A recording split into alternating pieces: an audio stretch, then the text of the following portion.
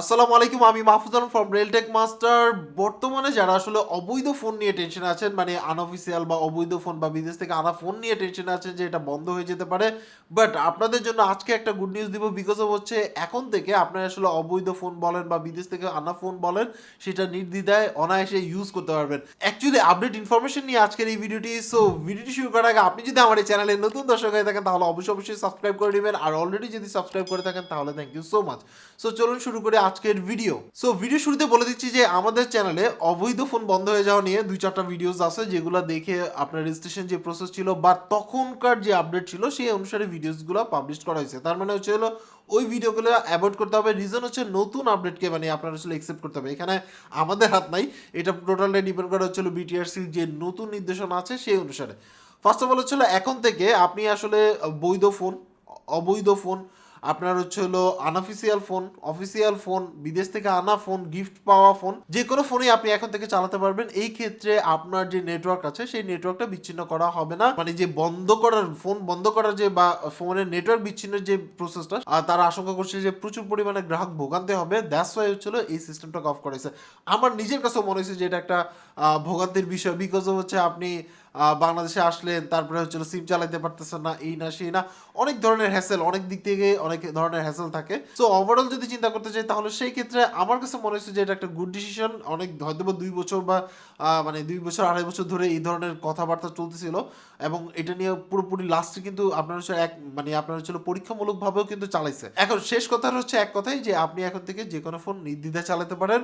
But মাথায় রাখতে হবে যে এই যে আইএমই রেজিস্ট্রেশন সেটা কিন্তু বন্ধ হচ্ছে না। তার মানে হচ্ছিল এখন থেকে যারা ইউজ করবে সেটা স্বয়ংক্রিয়ভাবে ডাটাবেজে চলে যাবে, তাদেরই ইনফরমেশন থাকবে। তা আপনার সিমের সাথে এবং হচ্ছিল আপনার যে ফোন আছে সেই ফোনের আইএমইর সাথে ট্র্যাক করে ইনফরমেশনগুলো তাদের কাছে থাকবে। সেখান থেকে যদি এনভিআর চায় বা আপনার হচ্ছিল রাজস্ব বোর্ড চায়, তাহলে সেই ক্ষেত্রে এই যে অবৈধ ফোনের বা ইনফরমেশনগুলো তারা সাবমিট করতে পারবে। বাট ফোন আপাতত বন্ধ হচ্ছে না, এটাই আসলে গুড নিউজ। এবং আপাতত না, আমার কাছে মনে হয় যে এটা পার্মানেন্টলি হবে, যে আপনার হচ্ছিল কোনো ফোন নেটওয়ার্ক বিচ্ছিন্ন করা হবে না। ফুল ভিডিওটি দেখার কারণে আপনাকে ছোট্ট একটা টিপস দেই, সেটা হচ্ছে যে মানে ডেইলি লাইফের, সেটা আপনার হচ্ছিল ফেসবুক ইউজ করেন বা আপনার হচ্ছিল যে কোনো সোশ্যাল মিডিয়া ইউজ করেন, সোশ্যাল মিডিয়া ইউজ করার ক্ষেত্রে একটু সাবধানতা অবলম্বন করবেন। বিকজ অফ হচ্ছে আপনার পার্সোনাল ডাটা যত কম দেওয়া যায়, মানে আপনার ফেসবুকের মধ্যে পার্সোনাল ডাটা যত কম দেওয়া যায় তত আপনার জন্য ভালো।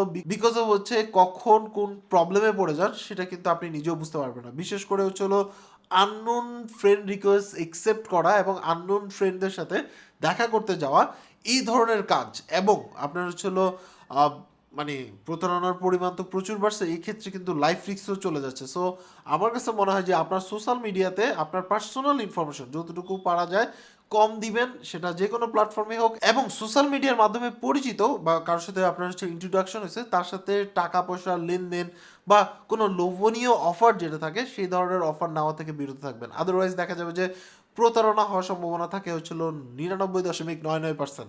সো কেয়ারফুলি আসলে লাইফ হ্যান্ডেল করা উচিত, কারণ আমাদের আসলে লাইফটা কিন্তু সোশ্যাল মিডিয়া নির্ভর হয়ে গেছে। ম্যাক্সিমাম ক্ষেত্রে দেখা যায় ঘুম থেকে উঠে সোশ্যাল মিডিয়া, ঘুমাতে যাওয়ার আগ পর্যন্ত সোশ্যাল মিডিয়া কিন্তু আমরা ইউজ করছি।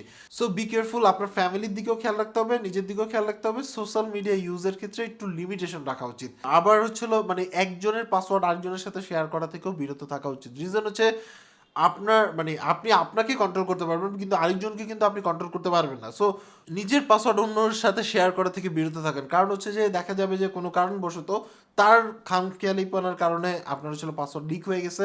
সো হ্যাকারের পাল্লায় পড়ে যেতে পারেন বা ব্ল্যাকমেলারের পাল্লায় পড়ে যেতে পারেন, যেহেতু সোশ্যাল মিডিয়াতে আমাদের প্রচুর ইনফরমেশন থাকে।